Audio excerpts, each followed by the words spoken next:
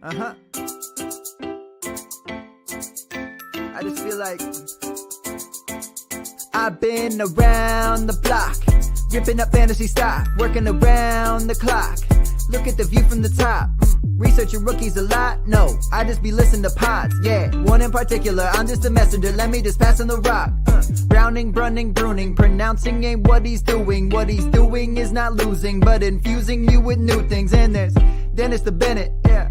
The man is a menace, yeah. Building a dynasty, some of the finest things. Promise you, you won't regret it.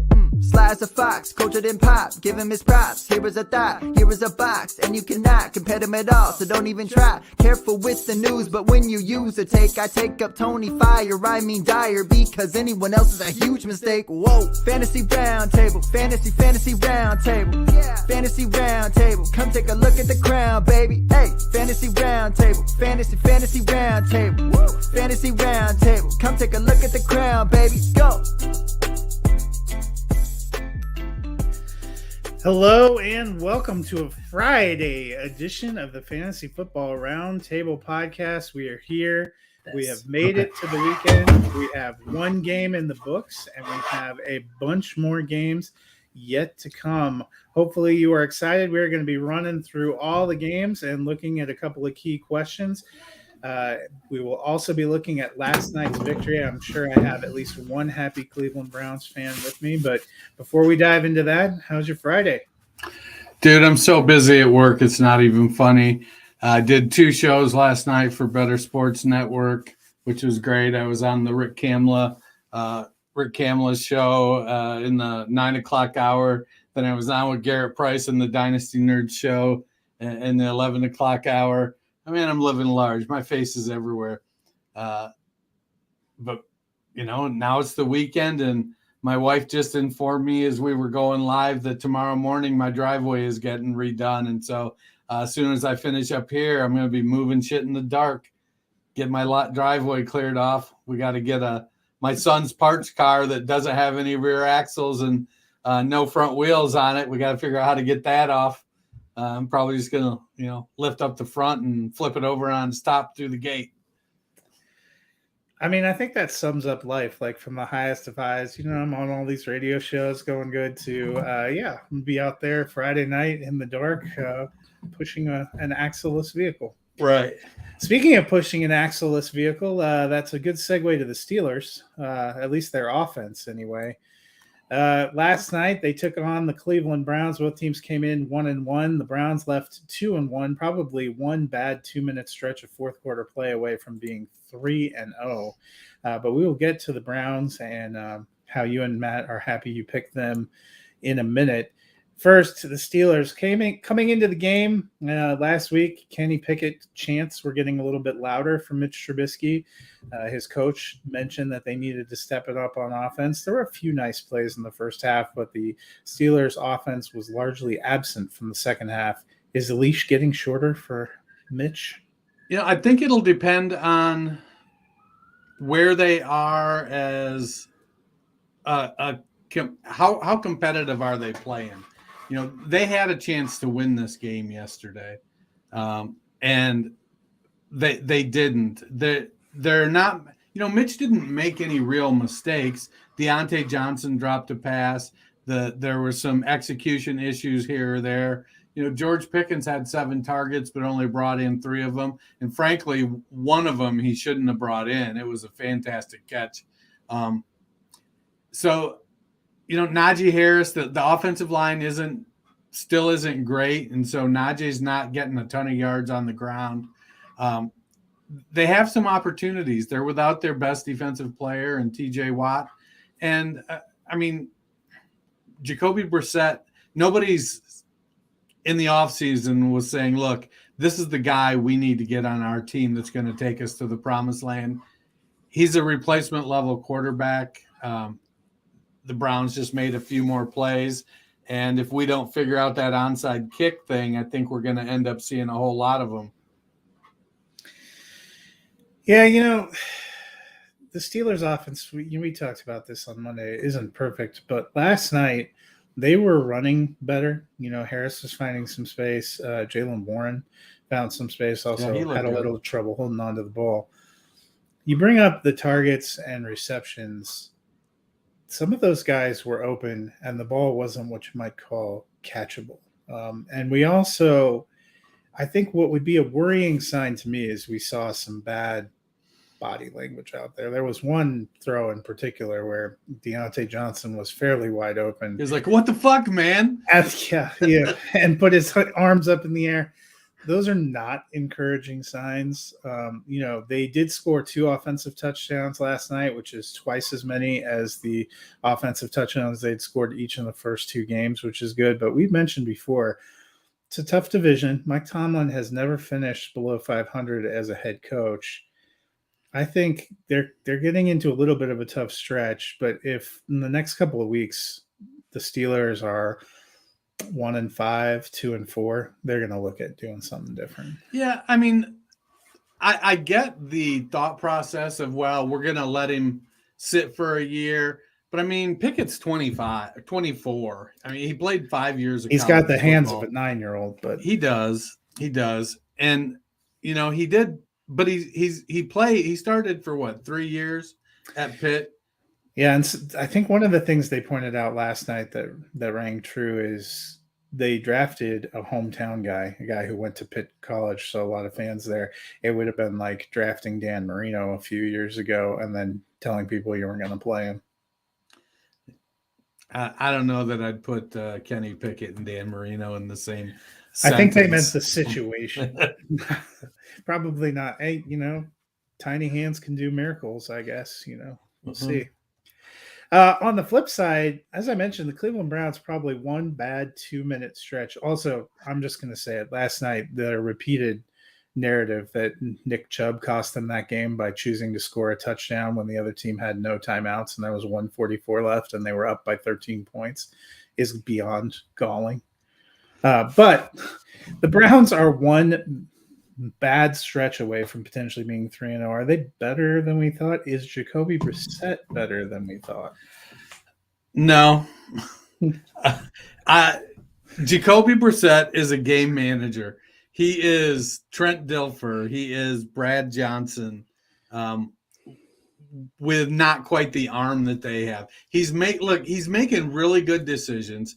He is big and mobile. He's able to do some things, but he is not a rising tide lifts all boats kind of quarterback.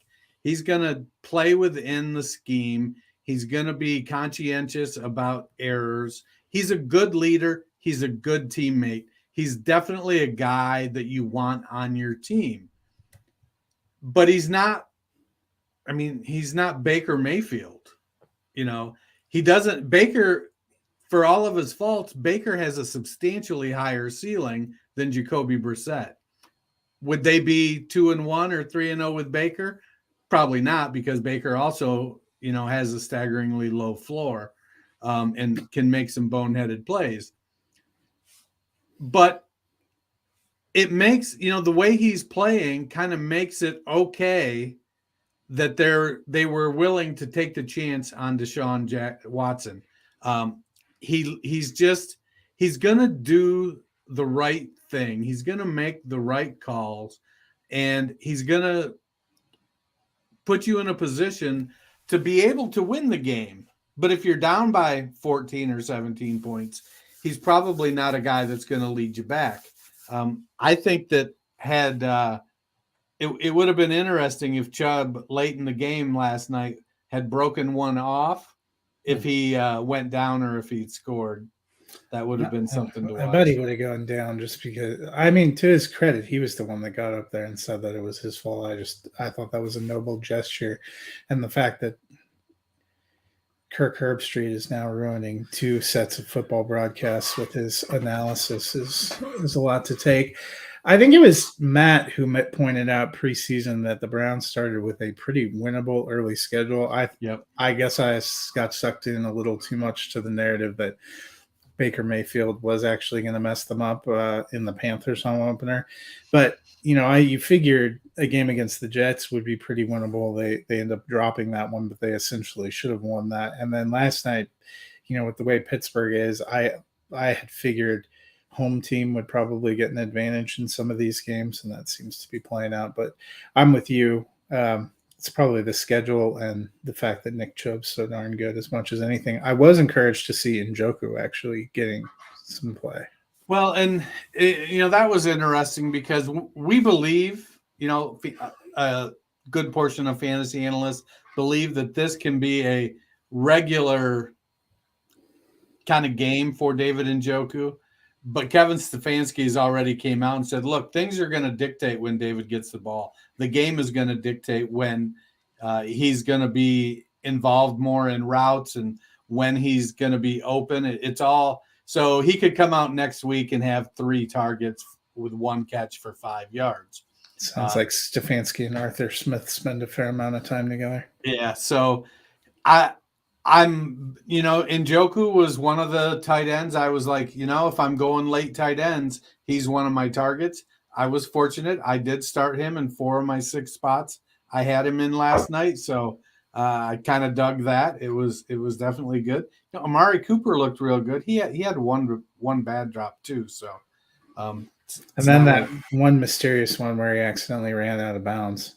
Yeah. It's a good thing Matt's not here. Those are the things that drive him crazy. Well, 1 game in the books, 15 to go. On to the week 3 preview.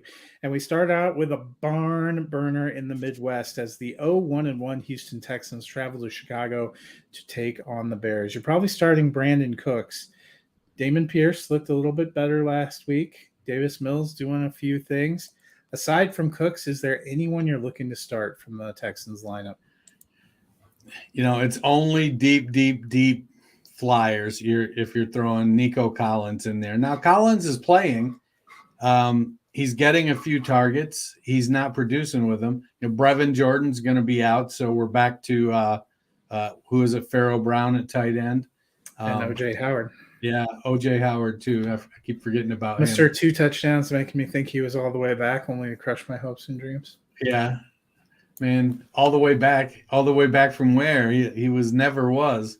So, I don't, Davis Mills is a super flex candidate, mid to low end 2 is kind of his ceiling.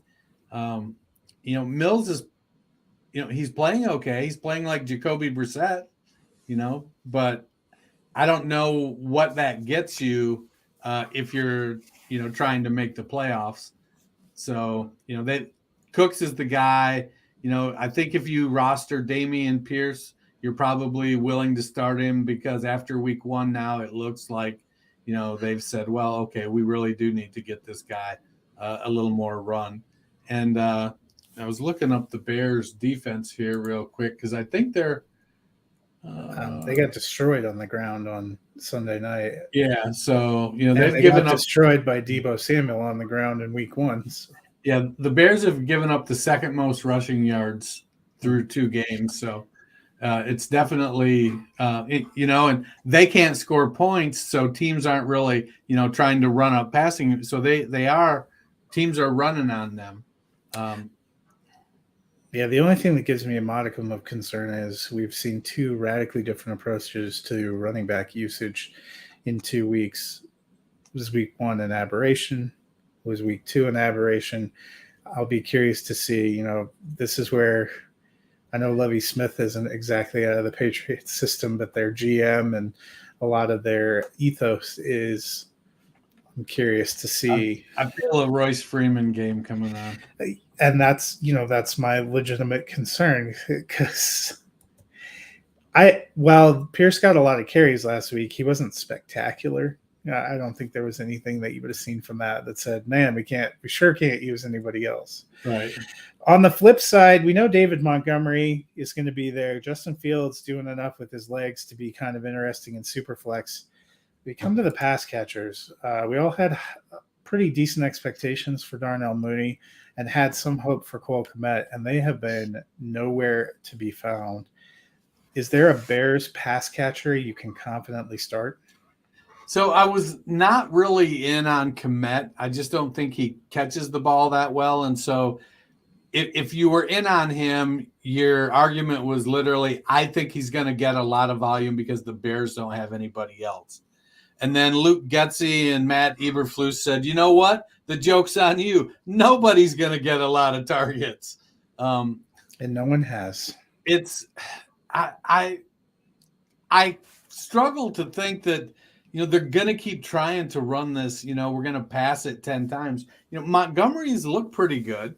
Herbert's look pretty good. But I just don't think you can go out there and say, we're going to neuter this really athletic quarterback with a big arm because we didn't invest in any offensive linemen to protect him, or we're going to install an offense that's so complicated that he can't learn it in one off season. Are they really doing him any better than who was the last dude that was there? Nagy. Yeah. Are they doing Fields any better than Nagy was doing with the position they're putting him in? I don't know that. I've in listening to Sirius XM this week, I have heard a couple of guys say they think that they're going to open it up more. One guy that I don't remember, wish I had paid more attention to who it was rather than just be in the background. Somebody said they're looking at 2 touchdown passes from Fields, and I'm like, well, what's that? His season output? I mean, the way they're playing, holy cow. Yeah, I'm holding off on Mooney and Kmet for the time being. If I was in a real deep league looking for a dart throw, I might actually go with Equinemius St. Brown, because as funny as it sounds, he's been the one that seemingly has had the greatest connection. Got a touchdown in week 1, led them in targets and receptions last week. Not super confident, but right. We're talking desperation. I am, despite what I just said, taking the Bears at home. I took the Bears as well. I just feel like I feel like they're gonna try to right the error of their first 2-week ways. I mean, they did win week 1, but yeah. Speaking of desperation, the Desperation Bowl this week is in Tennessee, where the 0-2 Titans play host to the 0-2 Las Vegas Raiders. Hunter Renfrow has now been ruled out with a concussion. I would say he was ruled out by his lack of involvement the first 2 weeks. So aside from Devontae Adams and Darren Waller, is there anyone you're interested in the Raiders? Are you buying into Mac Hollins? In a traditional league, no. There is some talk that Jacobs is somewhere in the questionable to doubtful range now. He's got an illness. He's a game time. He didn't travel with the team today. So depending on how he feels tomorrow and if he can travel tomorrow, we might get our first extended look at Zamir White. I know that Bolden and Abdullah, I think, are both a little bit dinged up too. But that's also the kind of game where Josh McDaniels is going to be like, hey, let me show you why I signed Brandon Bolden. And, Bolden gets 20 touches. Or he's seen the Tennessee secondary, and this is the 95 target Devontae Adams game we've been waiting for. I thought that was week 1. I mean, it's time for the sequel. Right. Speaking of the hapless Titans, we talked about Derrick Henry's lack of production the first 2 weeks. What are you expecting from Henry? Is he still even a top 24 option?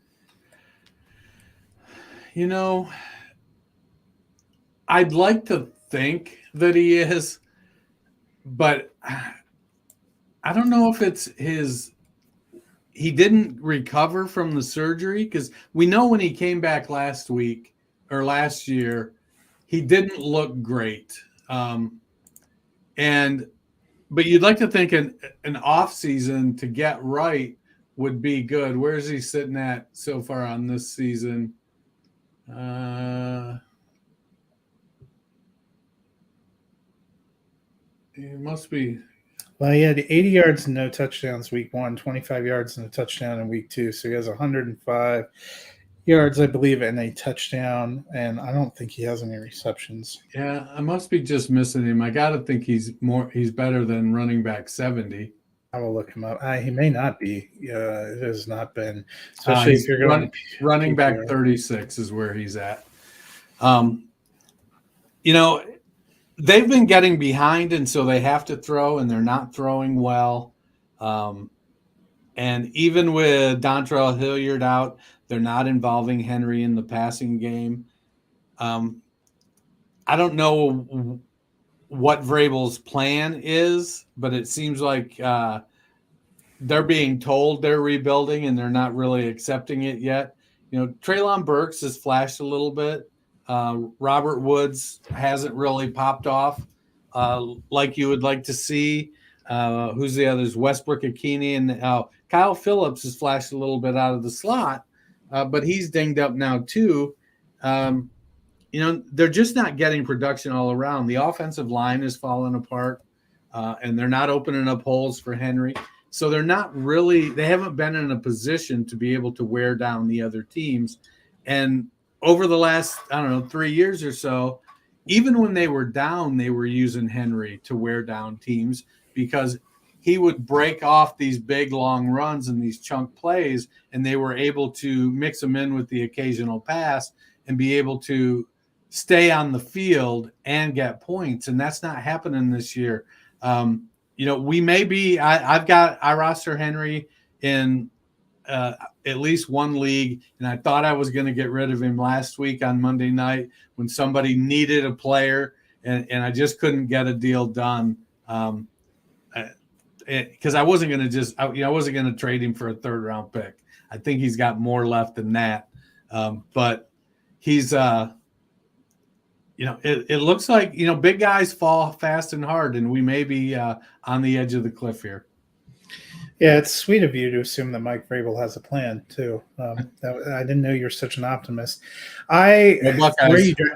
Where you drafted Henry, you're probably still playing him, but the Raiders' defense hasn't been bad against the run. They held Austin Eckler fairly well in check in week 1, even though they lost, and they held the Cardinals' running game fairly well in check, even though they lost in week 2. With all that being said, the Raiders have played well despite a loss in both weeks. I think they win this game. Tennessee still seems lost in the woods to me. I have the Raiders as well.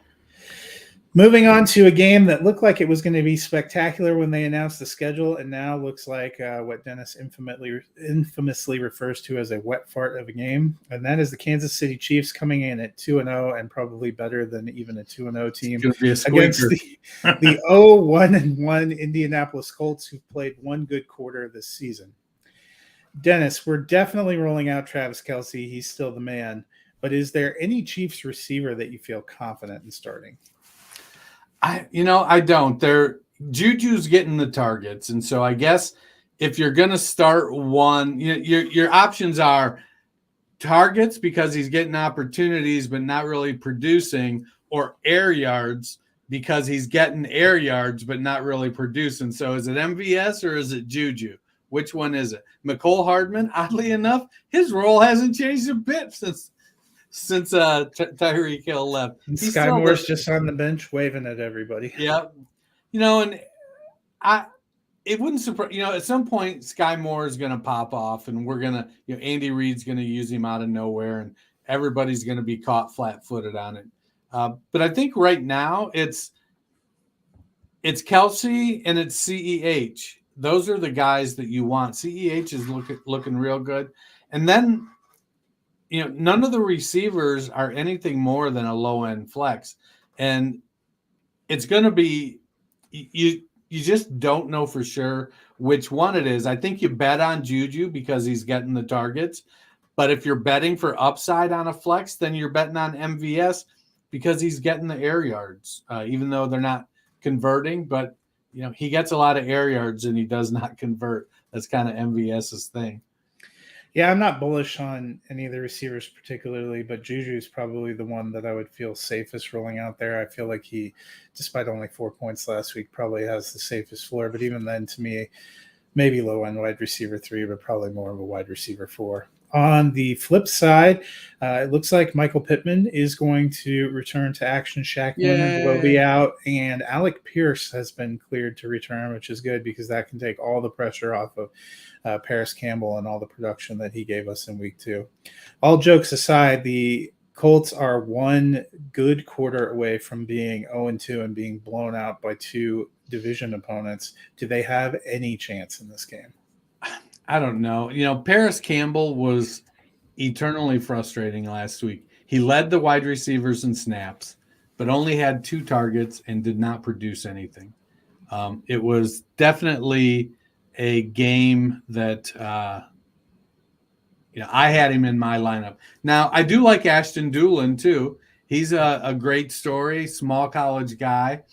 I don't think that it feels like that Campbell is going to get worked in sort of as a gadget guy. Doolin's going to be in the slot. Alec Pierce and Michael Pittman are going to be on the outside. So after Pittman, right now I think I go Doolin because I think he gets maybe not high leverage targets, but he gets higher quality targets. If you're using the theory that shorter passes are easier to catch than longer passes. Which I think is generally true. But they got to do more with Jonathan Taylor. The 9 carries didn't do it for you? No, the 9 carries did not do it for me. I mean, he's the best running back in football right now. Well, I have good news for you. Bernard Raymond is out on Sunday, which means a porous offensive line is missing a starting tackle. But, I mean, he's good enough that you give him the fucking ball anyways. I mean, it's Jonathan Taylor. I don't disagree with giving him the ball. Let's not outsmart ourselves, Frank Reich. So I think with Pittman back, there's a chance they won't be embarrassed. But Shaq Leonard is out again. Raymond is out. That means a offensive line situation that wasn't great for Matt Ryan isn't getting any better. Yannick Ngakoue is a game-time decision.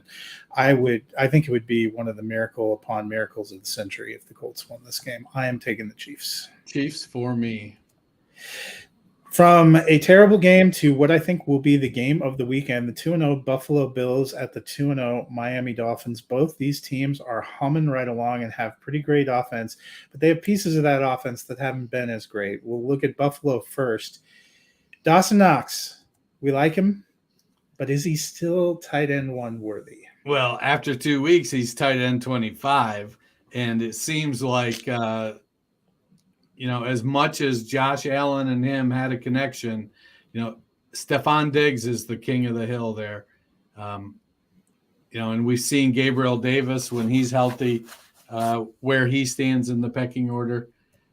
I don't think I think he'll have some tight end 1 weeks, but I feel like the consistency is going to be lacking to the point that you're looking for another option. Yeah, and Dawson Knox dealing with a little bit of a foot issue, so he's questionable. Gabe Davis is questionable. I think if Davis is playing, Dawson Knox is probably more of a tight end too. On the flip side for Miami, their pass offense has been off the chain. Running back, Chase Edmonds got a big deal this offseason. We have not seen him do much. He's running back 31 through 2 weeks.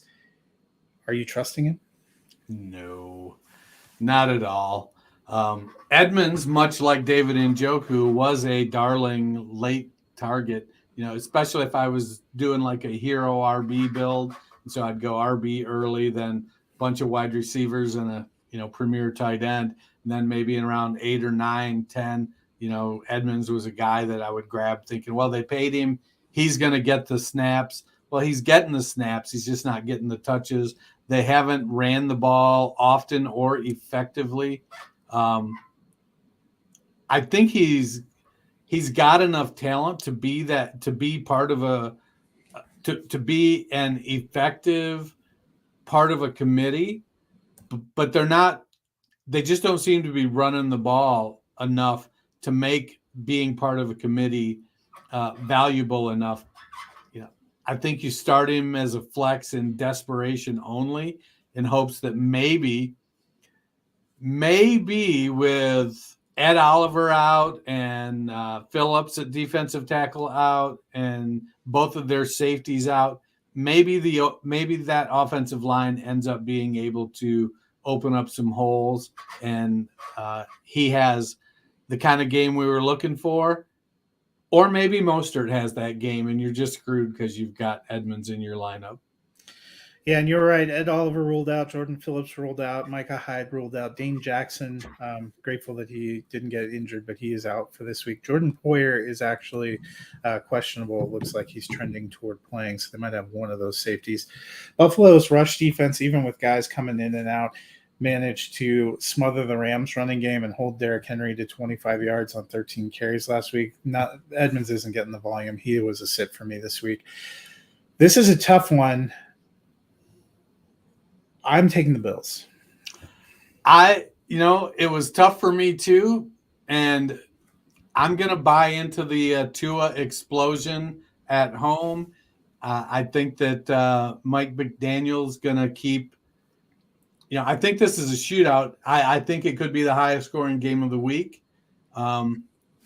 What's the over-under on it? Get it here. Let's see. The over-under is 53. And it's 28.5 for both teams. So it's basically let's see, they've got Miami plus 4.5. So let's see. No, it's 22.5 for the Bills. 28.5 is the under for the Dolphins. I think it's it'll be in the 30s. Yeah, it's a game where Stephon Diggs is, I think, as where we sit right now, I think he could be the favorite to be the wide receiver 1 this year. He's gonna get volume. He has Josh Allen's trust. Josh Allen is able to avoid the rush and stay up and be able to make the throws. And I know that Gabe Davis is going to get plenty of opportunity. Crowder and McKenzie are going to get some opportunity. Knox is going to get some opportunity.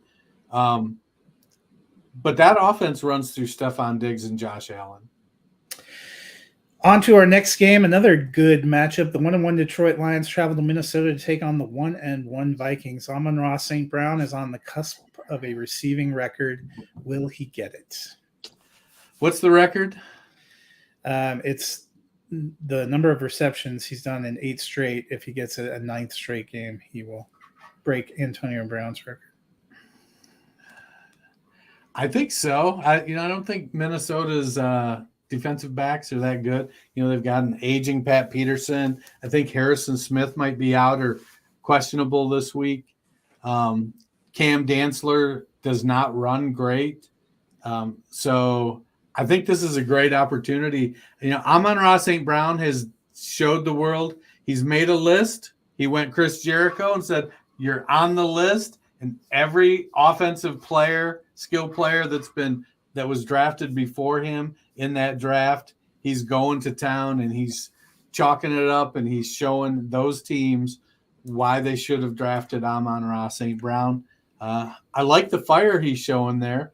Him and Goff are getting it together, and I don't know if it's been if they've started their own breakfast club or hot tub club, what they got going on, but they're producing, and I think they keep it going. Yeah, I think he's going to keep it going too. So he tied the record for most consecutive games with at least 8 catches that is currently held by Michael Thomas and Antonio Brown. So he'd have to get another 8 catches and touchdown to surpass that this week. But the way it's going, I tend to think this one's going to be high scoring. The Lions have scored at least 35 points in each of their games. I like him to keep going, and I think he's going to keep on going and keep on being viable even when Williams comes back. Yeah, the over-under is 52.5, so Vegas thinks it's going to be high scoring too. On the flip side, we know Justin Jefferson is great, and we know that Kirk Cousins is going to try to force him the ball even when it doesn't make any damn sense. Is there another Vikings pass catcher you want to start this week? I wish it would shake out a little more clearly between KJ Osborne and Adam Thielen. Thielen is getting some opportunity. I think if you're going to start one, he's the guy you're starting. But he's a wide receiver 3 probably, wide receiver 4. I think that's where I had him ranked at the beginning of the season. And, Thielen's still a great red zone threat. He's still a great possession receiver. And occasionally he's going to make a big play. KJ Osborne, he was a late breakout. I think he's in his 4th year. So it wasn't like he just came in as a rookie last year. He did the Adam Thielen ride the pine thing and climb up the depth chart. So it's really, from a pedigree standpoint, it's Justin Jefferson and nobody else there. But Dalvin Cook is a great back. He looks great. And then Irv Smith, I think we're just looking for consistent opportunity. If Smith gets consistent opportunity, I think Smith will produce consistently. But it just depends on whether or not he gets that opportunity. Yeah, I'm with you. There's not enough volume left over with Thielen, Osborne, and Smith combined to make me feel confident about putting them in. I am actually taking the Lions, which is technically an upset because they are not favored. I am taking the Lions as well. Hopefully that pans out for us. Another interesting game. There's a lot of good early morning games, not a lot of good late afternoon games on Sunday. But this one, the Baltimore Ravens, 1-1, fresh off that heartbreaking loss in Miami, traveled to battle the 1-1 New England Patriots. Dennis, we've been asking for a few weeks, but will we see J.K. Dobbins in week 3? And if so, do you think he's on a pitch count? Well, they've been really, really conservative with him. And we saw in his rookie season, Dobbins is really explosive. He's got great vision. He's got good power. And Wednesday, he was listed as a healthy participant. So they've held him back. I think they've been trying to say, look, we're going to play it as safe as we possibly can, because when we put you in, we don't want there to be any restrictions. We don't want there to be a pitch count. And I feel like if he has another healthy, if he's still healthy, if nothing is popping up and he is not on the injury report whatsoever, then I think he's going to get a full complement of touches. But if for some reason we look and he's back to questionable, then I think you have to kind of take a step back. He is listed as questionable and will be until he plays. Oh, well, I know on Wednesday he was listed as a full full participant, but he'll be listed as questionable until he plays. You can't really go by the injury designation. Okay. Well, as long as he's being a full participant, I think they finally let him go.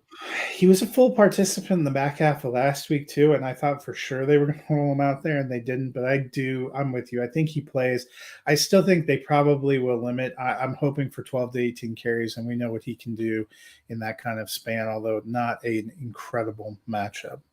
On the flip side, for the Patriots, their offense, we'll generously call it a work in progress.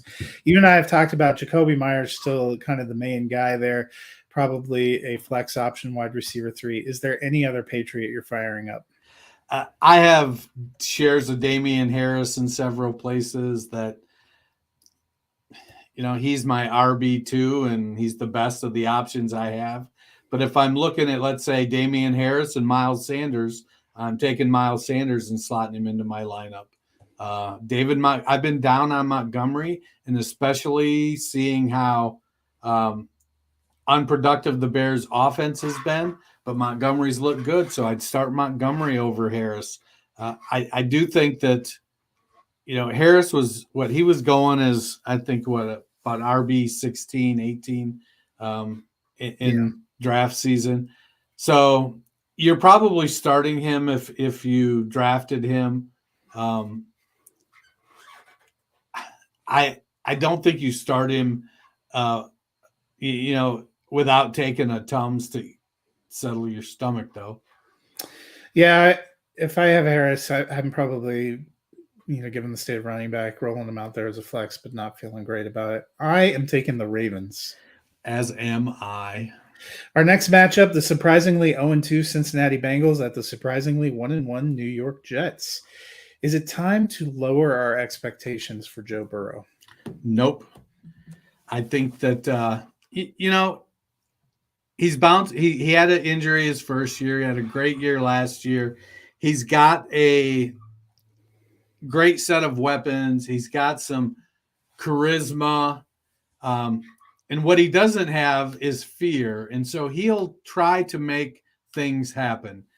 He holds the ball a little too long. He's got to get better at that. Get rid of it. He tries to make throws where he should probably throw it away. But you've got that's the type of quarterback he is. When you draft somebody like that, you've got to be okay with their moxie. their offensive line, despite the investment they made in it, just has not gelled. I think as long as I think they're going to start to get a little bit better. They're going to keep, offensive line is a position where you've got to be comfortable with the guy playing next to you. And when you replace 3 or 4 people on your offensive line, whether it's somebody that came back from injury and a couple new additions or whatnot, they've got to get used to being a unit, to playing together. And that's going to take a few games. I think he's going to be just fine. I love the weapons he has. I love the heart he has. I'm okay with him. I did lower him a little bit at the preseason. I was thinking he could be a top 5 guy, and maybe he'll get back there again. But the issues with the offensive line and what you said, holding the ball, I listened to Steve Young talking to Tony and Mike yesterday, and that was his big criticism. He's not helping out the offensive line situation. He's getting stuck a little too often, and that's leading to some of the sacks. I think it may take a little time to clean that up. The Jets are a little better matchup. I'm not starting him, but I'm lowering my ceiling expectation a little bit. Yeah, I don't think I had him as high as you did preseason, in part because I didn't expect much in the way of running out of him. I think when he was a rookie, he was more apt to run, and then he had the knee injury, and he didn't run much at all last year. I think that's something that he's kind of taking out of his game. He's not running unless he's being chased. He's not dropping back and thinking, I'm going to try to make something work with my legs. Whereas a couple of years ago, I think that might have been the case a little bit more. But I like his moxie. On the flip side, Garrett Wilson, the rookie receiver, had a huge week too. Corey Davis a little bit banged up. Wilson seems to have something going with Joe Flacco. Do you think that continues in week 3? I think so. The question is, does it continue in week 4 with Garrett Wilson? That's the real question. Or week 5. Is it Wilson? Isn't Zach Wilson out for at least 4 weeks? Yeah, so. I think he's out for 4 weeks. Garrett Wilson has flashed. He's playing well. Elijah Moore, though, I think is playing well. Corey Davis is playing well. Tyler Conklin is playing well. They've got guys that are playing well in New York, and Flacco is getting some of them the ball. I don't think, he threw 59 times the first week, 44 times last week. I just don't think that that's how they're going to win. I think they've got to get down into the 30s with the pass attempts. But I don't know if their offensive line can make that profitable for Breece Hall and Michael Carter. And their defense still needs to come around. It hasn't really lived up to expectations. But I love Garrett Wilson's talent. He was my rookie wide receiver 1 coming into this season. And I think I'm going to stand by that. Yeah, I like the potential. I like what he's doing. We've talked about a lot of wide receivers that, maybe you're taking a chance throwing in your flex. I like him as a potential option. Speaking of which, I think the Bengals funk continues. I'm taking the Jets.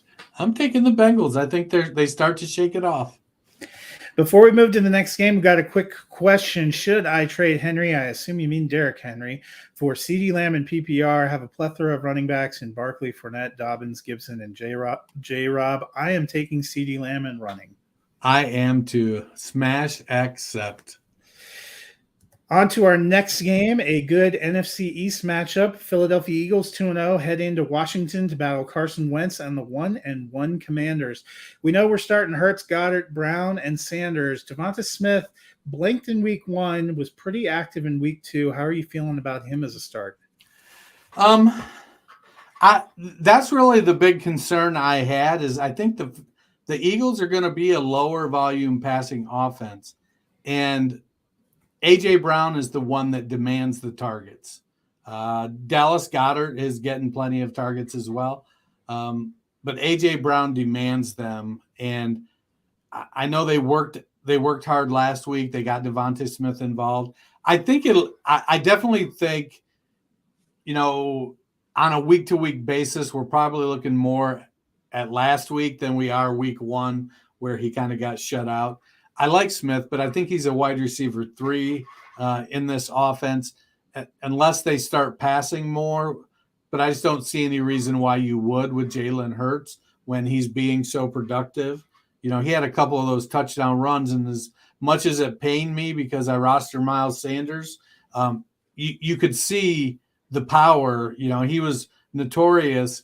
He doesn't bench press or squat 600 pounds like Nick Chubb, but I think he deadlifts 600 pounds in college, which is quite a feat, especially for a running back. So he's got a lot of power, and I really it showed last week in that game on a couple of those rushing touchdowns. But I like Smith. I think he's definitely a guy that has the potential to give you 102 touchdowns in any given week. But I think you have to be playing him expecting, 4 for 55. Yeah, I'm with you. To me, he's a flex play with some upside. He was good in week 2. I would like to see it happen more than just once. On the flip side, Curtis Samuel's been rock solid.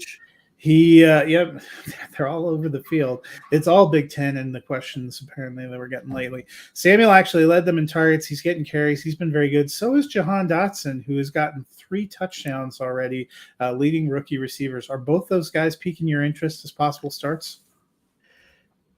Samuel more so than Dotson because of the volume. It seems like Samuel has settled in. They've got a role for him. They're going to use him. I love Dotson. In Dynasty, I was taking Dotson over Watson. And hey, that rhymed. I think he's just a better receiver than Christian Watson.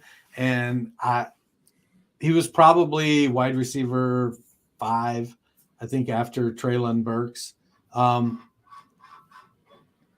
Which makes sense. He was a first-round pick. I think a lot of people denigrated his draft position, tended to let it go because sexy locations like Sky Moore going to the Chiefs or Watson going to Aaron Rodgers. But you're right, he's been productive.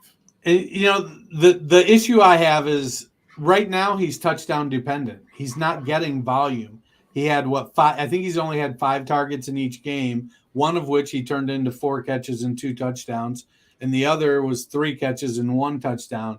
So until he's getting 6, 7, 8 targets on a consistent basis, I think he's a very spotty play. Now, granted, after 2 touchdowns in week 1, I was like, hey, he can't get touchdowns in week 2, and he got another one. Well, he cut it in half, and you can't get a half a touchdown this week. Now, maybe he gets a touchdown. He's made some really good catches. He's a dynamic playmaker, good route runner. But I think he's after McLaurin. He's after Samuel. He'll get the occasional rush, 2 or 3 a game maybe. And Logan Thomas is looking good and getting targets at tight end. So I think that pushes him. He's the 3rd or 4th target most weeks.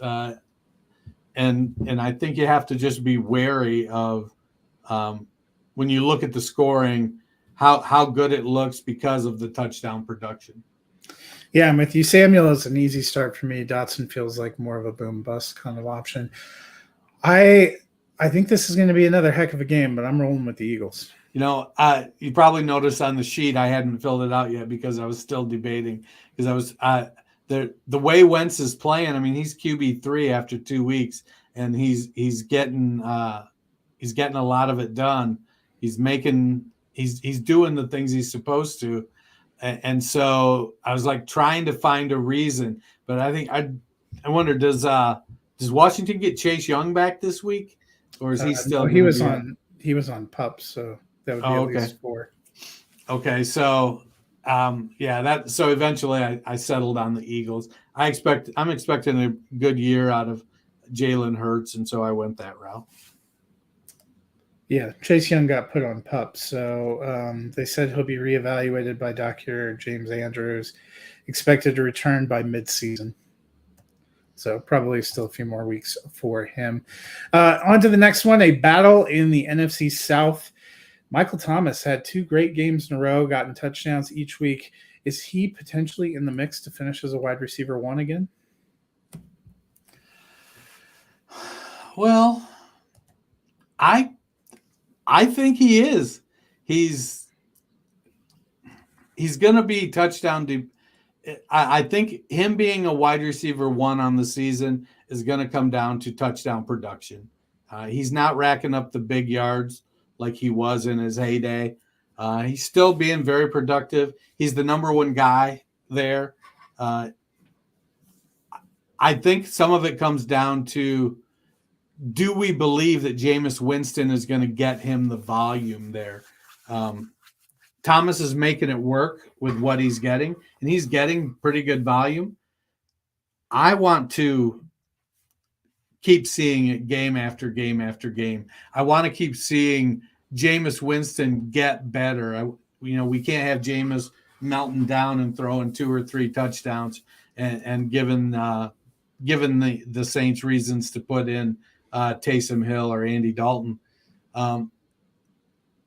But yeah, I mean, Michael, he looks like he wants to play this year. I think that the last couple seasons, even with the foot, I think there was some question about, well, does he even want to play? I think he's not. I don't think he'll ever be 100% of what he was with that foot, but I think he's past any issues of thinking it's going to get re-injured. The rare OH player that you don't claim. Yeah. I'm with you. Reading something else. I'm not sure he gets enough volume to be wide receiver 1, but I do think he's going to finish as a strong wide receiver 2, which is a heck of a nice return on investment to those that have held on to him through the dark couple of years. On the flip side, for the Panthers, their offense remains kind of a mess. So does their offensive line. We've seen the Saints defense really shut down opposing rushing games, including holding Leonard Fournette in check last week. Do we have concern about Christian McCaffrey? Well, I think Rule and by extension McAdoo and Baker Mayfield are starting to remember, just what Christian McCaffrey's about. He's running back 9 on the season through 2 games, so he's getting some production.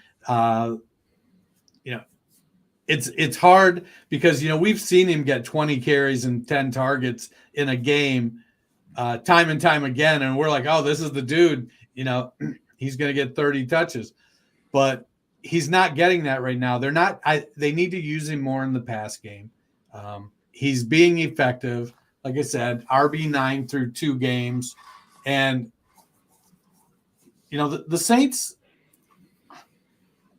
the Saints could end up with 2 or 3 explosive plays and get a big lead, and then put the Panthers in a situation where Baker's dropping back on every play, and then you end up, with, that doesn't usually end well for Baker Mayfield. So if we all of a sudden get Cam Jordan and Marcus Davenport and Pete Werner bearing down on Baker play after play after play, I think it can get squirrely. But if the defense can keep it close enough, then I think you've got a situation where McCaffrey can do what he does. He can run, he can catch.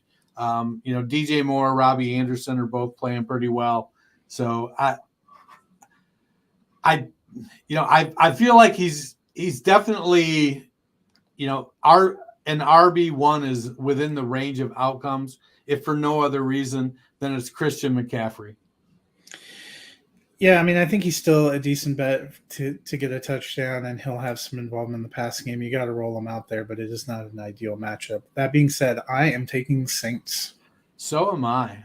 We move to the Sunday afternoon games, and the first one is a good one. The Jacksonville Jaguars, 1-1, fresh off of blanking the Colts, head to Los Angeles to take on the 2-0 Chargers. Christian Kirk got a huge contract in the offseason and has delivered so far, 12 receptions, 195 yards, and 2 touchdowns in 2 games. Does that continue? I think so. He's stepped up. You never like to be in a situation where you're like, hey, if I pay you more, will you do better? You want to be in the situation where, hey, you do better and I'll pay you more. Well, Jacksonville had to pay him more to do better first, so he would actually come to Jacksonville. And he took the mantle and he's running with it. He's playing really well. He's operating as the wide receiver one there.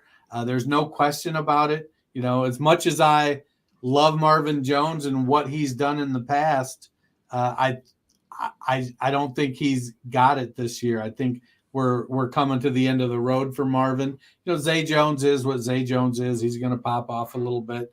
And they got one other person there that I don't remember off the top of my head, but you know, it's all about Christian Kirk in the passing game. And then James Robinson, you know, until he doesn't look good, I just got to marvel at how good he looks coming off that Achilles. He's got great vision. You know, he busted that, I think it was a 37-yard touchdown last week, and he just, you know, he looked great. And I'm beginning to wonder, like, did he really tear his Achilles, or was it like, oh, it's kind of torn? You know, I'm like, what's the deal here? Yeah, I think Kirk will be good. J.C. Jackson, doubtful, probably not going to play. We've seen the Chargers' pass defense has been vulnerable the past few games. I would expect another strong day from Kirk. On the flip side, Keenan Allen sat out Friday's practice with a hamstring, is questionable. Justin Herbert hurt his ribs, got that rib cartilage injury last week. He didn't practice on Friday, but it seems like he's tracking to play with some kind of a flak jacket and a shot. Are you at all concerned about his performance? You know, I was less concerned 2 hours ago. You know, he was at practice this week. He was making some throws. And I think we all understood that it was a situation where they're like, look, we can keep you from damaging it worse if you can tolerate the pain. We can give you a nerve block. We can shoot it up, whatnot. But then the Las Vegas line dropped 2.5 points. You know, and not for nothing, but they kind of know stuff. You know, they've got connections that so many other people don't. And it almost seems like they went, hey, you know what? We don't think this guy's really going to play. And all of a sudden the line dropped. And so now I'm less sure. I think he's going to play, and I think he'll end up being fine. I don't think Allen is going to play. They talked about that being a 2 to 4 week injury that most people expected he was going to miss at least a couple of weeks. I still like Mike Williams, and I still think the Jacksonville defense, despite what the Colts completely failed to do last week, has some vulnerabilities. I liked what Washington did against them in week 1. I think the Chargers will be okay. Yeah, I think the Chargers are going to be fine. I'm taking the Chargers. I am, but I'm a little more nervous than I was a couple hours ago. And I will say I went out and picked up a couple shares of Chase Daniels where appropriate. An NFC West matchup is next up on the docket. The 1-1 Los Angeles Rams at the 1-1 Arizona Cardinals. For the Rams, Van Jefferson will be out again. Allen Robinson was kind of a non-factor in week 1, bounced back with a decent game in week 2. Are you trusting him at least as a flex again? Yeah, I'm good with Robinson. I think that, you know, he was a stupid penalty away from 2 touchdowns last week. Cooper Kupp is going to get his. We know that. But Allen Robinson is the clear number 2 there. He's still a good wide receiver. The running games can be questionable. We're not still – I know that Akers had, 15 carries last week. You know, he wasn't terribly explosive with it. Henderson is what Henderson is. Higbee's getting a bunch of targets, though. So – you know, it's really those 3, Higbee, Robinson, and Cooper Kupp. So I'm good with Robinson. I think, you know, wide receiver 2, 3-ish, you know, if I'm starting him as my wide receiver 3, I'm feeling real good. If I'm starting him as my wide receiver 2, then I hope it's because I've got 2 really good running backs, and that's why he's my wide receiver 2. I have him in the wide receiver 3 range as well. On the Cardinals side, Ronald Moore is out. James Conner, Rondale Moore is out. James Conner, game time. Yeah, well, he's got to play for me to remember his name. James Conner, a true game time decision. Obviously, you're playing Marquise Brown, probably firing up Zach Ertz. Kyler Murray's been incredible no matter who's out there. Is there any other Cardinal that piques your interest? I think Greg Dortch is earning targets. He's had 8 or 9 targets both games. Greg Dortch is who we wanted Rondale Moore to be. We actually just wanted Rondale Moore to play, but right. So, Dortch has looked good in the role that they have him in. And I get that there's, fairly significant draft capital invested in Rondale Moore by the Cardinals. But if Greg Dortch keeps playing like he is, why would you put Rondale Moore back in? Why wouldn't you figure out another way to use him? I know it's not a great thing to have 2 5'4" wide receivers. That doesn't scream powerful offense. When you got Hollywood Brown towering over him at 5'7", but still, I think Dortch this week. I'm definitely in on Dortch again. I think he's making the most of his opportunity, and Rondale didn't do that last year. He had some opportunities. He's had opportunities since he's gotten there, and he just hasn't produced. So I'm good to start Dortch this week, and I want to see Dortch keep the job. I'm taking a shot on him in my Scott Fishbowl team. I also think if James Conner ends up not playing, I would consider throwing Darrell Williams out there. I liked how he filled in. I am actually taking the Cardinals at home. I'm going to take the Rams. And I freely admit I have an anti-Kyler Murray bias. You know what? Both these teams feel like a hot mess, so this is going to be the hot mess bowl of the week. Going up to Seattle, we have the 0-2 Falcons at the 1-1 Seahawks. Kyle Pitts did not get a lot of traction the first 2 weeks. Arthur Smith said that they're just trying to win games, not trying to win your fantasy week. Was that bluster, or should we be concerned about Pitts' potential volume? I think Arthur Smith has to realize that it's not an or situation. It's an and situation. Get Kyle Smith the ball, you'll win, and we'll win. It's come on, get with it, man. I think that they're still just they're working out what the offense is going to be. Drake London is there and he's playing really well. I think Pitts is going to get his. He's just too talented. And it's not like he hasn't been near the top of the target list. I think he's tied or led in targets each game. The production's going to come. Just don't sweat it. And if you are sweating it, dial me up and trade me Kyle Pitts. I was going to say, this is your kind of buy low window. I've seen a lot of people panicking, saying he's on the block. I would try to make a move before Sunday because I have a sneaking suspicion that they are going to try to get him going, despite what Arthur Smith said. On the flip side for Seattle, it's been a tale of 2 games. Metcalf seemed to be the more heavily targeted receiver, albeit with not incredible yardage production in week 1. Week 2, it was all about Tyler Lockett. Are you confident in either for week 3? I think Metcalf is the guy I want in this offense. And it's just not going to be a high enough volume offense to really be productive for the wide receivers. They're going to get some opportunities, but we've got a lot of teams this year that if they throw the ball 30 times, we're like, oh, wow, that's something. Atlanta, Seattle, Cleveland, hell, if Matt Rule was smart, Baker, Carolina, Houston. There's some teams that just they're constructed this year to not really throw the ball, and I think Seattle definitely is there.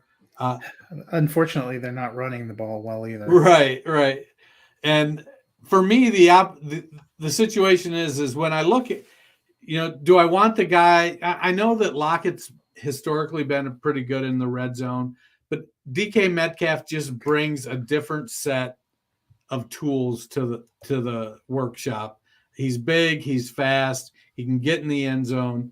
I think he's the guy I want in that offense. Again, though, I'm team big wide receiver. Well, Metcalf, I think, is the one based on talent and potential. And we've seen it in the past. He only needs one good play to really make your fantasy day. But he's in the wide receiver 3 category for me, just simply because of their offense and their passing. Lockett more in the flex range for me. I am actually taking Seattle in this one. I am taking the Falcons to get win number 1. Stranger things have happened.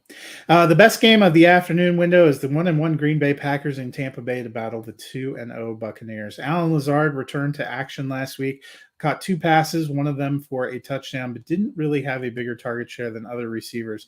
Is he still the receiver that you want to start out of that Green Bay offense? I think he is, and if for no other reason that he's the one that Aaron Rodgers is comfortable with. And, I mean, he's comfortable with Randall Cobb as well. Just Randall Cobb is a shell of himself. Yeah. And I think we could see some Romeo Dubs pop off this week. It wouldn't surprise me if he had 6 or 7 targets. But it's, that Green Bay team is this season, it's built around Aaron Jones and A.J. Dillon.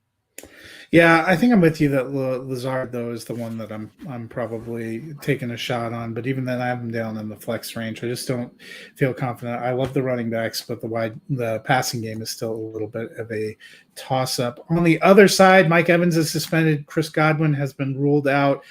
Stream of receivers that are still listed as questionable, including Gage, Julio Jones, and Brashad Perriman. But is it a Russell Gage week? That's a Cole Beasley week, man. I don't think they're going to call Cole Beasley up. I don't think so either. I mean, they've got Jalen Darden. If they also have Miller and if all their guys play, if Julio plays, if Gage plays, Miller plays, Darden, that they don't have any real reason to call him up. And it's a cute story, but. Yeah, I don't know. That would be that. I just don't think that Tom Brady is kind of like Aaron Rodgers in the way that you kind of have to have a chemistry with him. Yeah. And signing with the team on Tuesday and playing on Sunday, even if you're a 9-year veteran and have never played with Tom Brady, there's a great sign. That's not good chemistry. So. They signed Russell Gage, I thought, for this specific reason because they knew there was a chance Godwin would be out. Evans took himself off the board. They knew there was a chance Evans would kick out. Marcus Lattimore's behind. I think it's probably a Leonard Fournette game, as we talked about earlier in the week, but Gage is probably the one that I'm taking a shot on just because Julio feels more like a real boom-bust start-throw option. I am taking the Tampa Bay Buccaneers at home. I am taking the Bucs as well. Sunday night football comes to Denver, Colorado as the 1-1 San Francisco 49ers come in to battle the 1-1 Denver Broncos. They still have yet to figure out what the play clock is, but they are hosting another game. George Kittle seems optimistic that he is going to be able to make his season debut. If he is out there, is he in your lineup? He is. I don't know why you would not put him in your lineup. Especially now that Jimmy G is the quarterback, that feels like free money. I 100% agree. Also a part of the free money. And it looks like Kittle is actually not on the injury report anymore because I am looking at it. That means he is playing. Justin Simmons is still out, went on IR, which means Denver is thin up the middle. Their linebackers couldn't cover a fart in the wind. So I think George Kittle probably your best play on Sunday night. On the flip side, Russell Wilson and the Russell Wilson experience has not gotten off to the most rock-solid start. He was QB 24 in week 2. Do you think he takes an incremental step up in week 3? Maybe a little bit. They've got the weapons, and but San Francisco's got a good defensive line, and Nick Bosa is a grown-ass man. Now I know that Denver's offensive line isn't bad, so it's going to be a good matchup there. But it just feels like it's a combination of, he's not clicking with the new coaching staff, and he's got a long history of slow starts. And as much as he's playing the good guy and like, hey, everything is cool, me and Hackett and who's their OC? It's Justin Outten. Okay. Just as long as, he's playing the game, everything is just fine. I think it's just going to take a couple games, 3 or 4 games to get back in the swing of things. And Russell Wilson has had some of the worst first quarters of the season of any relatively elite quarterback that we've seen in the last 15 years. So I'm chalking it up to Russell being Russell, getting off to a slow start. I think it's going to be fine. I just don't think it's going to be fine this week. I don't think he's going to be top 12, but I think he's going to take a step forward. I think he'll be in the QB 13 to 16 range. It looks like Judy's going to be back playing. It looks like Hamler is going to be back playing. Those both do my heart well. As does it look like starting guard Quinn Miners will be back, so Russell won't have to worry about Graham Glasgow dropping into the backfield, slamming into Javonte Williams and causing him to fumble the ball in the red zone. They got to clean some things up. They've been under intensive scrutiny. It's hard to describe to you how vicious everything has been on a daily basis here. Fans have already started calling for the coach to be fired, which is a real heartening sign. I think they're going to do a little bit better at home in prime time. I am taking the Broncos. I am taking the Niners. Our Monday night game features the 1-1 Dallas Cowboys and the surprisingly 2-0 New York Giants. Dennis, it looks like Michael Gallup has a chance to be back in the lineup, questionable, but he was a full participant in practice on Friday. What will that mean to the Dallas pass offense? Not as much as it would if Dak Prescott was still the quarterback. I mean, there's definitely a ceiling on what Cooper Kupp can, or Cooper. You obviously missed Jerry Jones' comments this week that he's expecting a quarterback controversy. He's a drunken monkey, is what he is. I think it's going to be good because he's a good wide receiver, but I think he's going to be playing limited snaps. They're going to want to, ease him in a little bit. Noah Brown played well last week. Surprisingly, their hotshot rookie, Jalen Tolbert, has been on ice. Apparently, he's not meeting expectations. You've got CeeDee Lamb. I'm more curious about, what happens. Is Schultz officially out?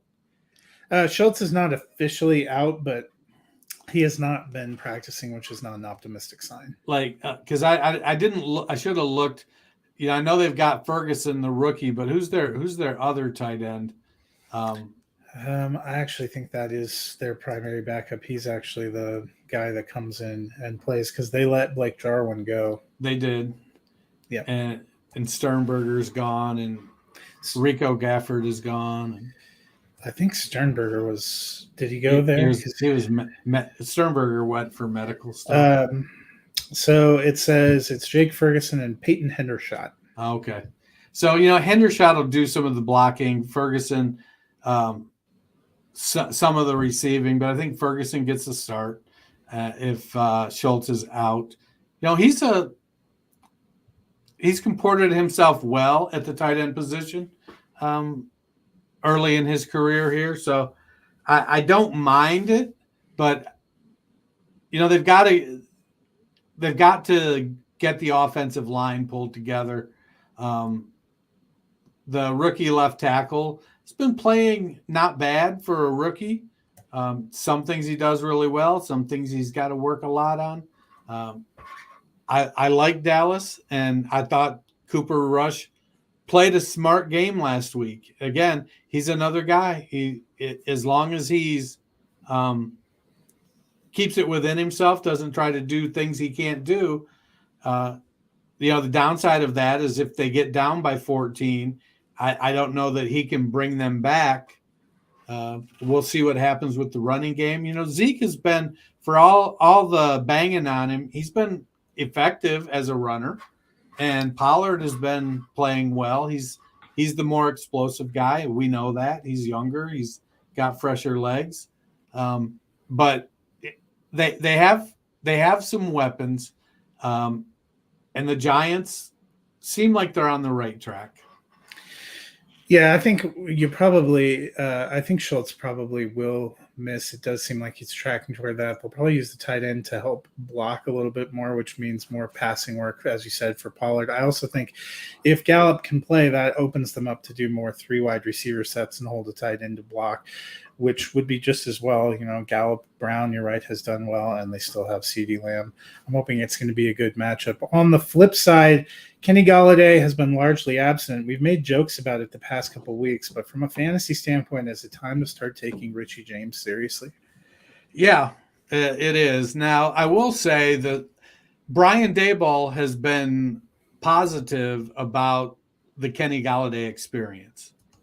He's literally said that, him and Kenny have talked, and, Kenny has been in the media, and he said that he's pissed off. He thinks he should be playing. And Daboll said, I'd love to play you. You give me a reason to play you, and I'll put you out there. And he basically told him to put up or shut up. Daboll said, I want to play you, but you've got to give me a reason to. These guys are giving me reasons. And Sterling Shepard and Richie James are playing well. So, David Sills. Do you remember the genesis of David Sills? Mm. He was offered a scholarship to play quarterback at USC when he was in the 8th grade. It was like on national TV or something. Now, he never panned out as a quarterback. I don't know that he even went to USC. He ended up somewhere, became a wide receiver. And he's been in the league now for, I think, 3 or 4 years. He's doing the Adam Thielen thing, just chopping away, come in as an undrafted free agent and working at it. That's kind of the whole thing. The Giants have put together a very working class offense, because going into the season, we were talking about they have Golladay, they spent high draft capital on Wan'Dale Robinson, on Kadarius Toney, they have Darius Slayton still. None of those guys are playing. Shepard has worked himself back from injury. He's still involved, still hanging on there, still getting discounted. But it's been, you're right, Richie James, David Sills have done the work. Richie James, you could do worse as a deep league dart throw. All that being said, I like Daboll. I like what the Giants have been doing. I'm taking the Cowboys. Cowboys for me as well. That's like the wildest 2-0 record in the league. But good on them. I think there are a handful of teams. All we wanted to see was them making some positive signs toward progress. I think you'd say the Jets have made some positive signs toward progress. Now, we got to see that with Zach Wilson. I think you'd say the Jaguars have made some positive signs toward progress, and so have the Giants. So it's heartening to see. That wraps up the slate of games for week 3 of the NFL season. I hope you guys do well out there. Dennis and I will be back here on Monday, probably with him explaining to me why all of my picks were horrendous. We were mostly apart on games this week, which doesn't give me a saccharine feeling based on my I think I'm like 15 and 17 picking through 2 weeks. Week 1 was not my jam. But until then, have a great weekend. And Dennis, if the people have some free time, what should they do? You should go to your favorite podcast platform and subscribe, download, even if you don't listen, and rate and review.